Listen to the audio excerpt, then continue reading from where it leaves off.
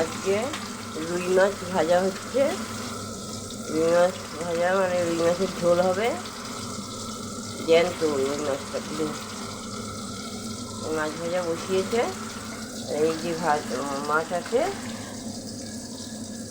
দেখো পরে তোমাদের দেখাচ্ছি, আবার ভাজা হয়ে গেলে দেখাচ্ছি। এই যে মাছ এই কটা হয়ে গেছে ভাজা, এইগুলো আর এই কটা বসিয়েছি। এখানে হয়েছে, উল্টিয়ে দিলে পরে দেখাবো। এই মাছে জিরা ফোড়ন দেওয়া হচ্ছে,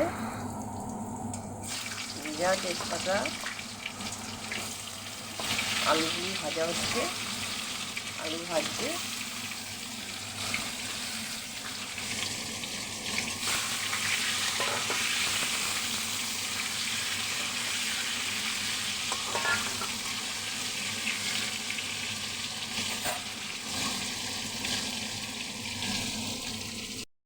মশলা দিই এর মধ্যে আদা, লঙ্কা,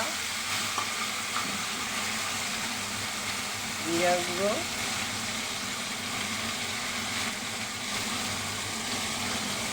কাশ্মীরি লঙ্কা,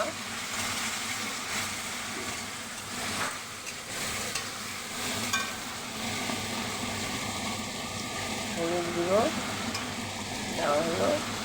এটা জ্যান্ত মাছ তো, বেশি মশলা হবে না, হালকার মধ্যেই হবে এটা।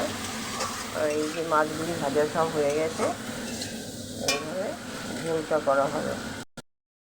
একটু উষ্ণ জল গরম করে একটু তারপরে মাছের ঝোলটা দেওয়া হলো।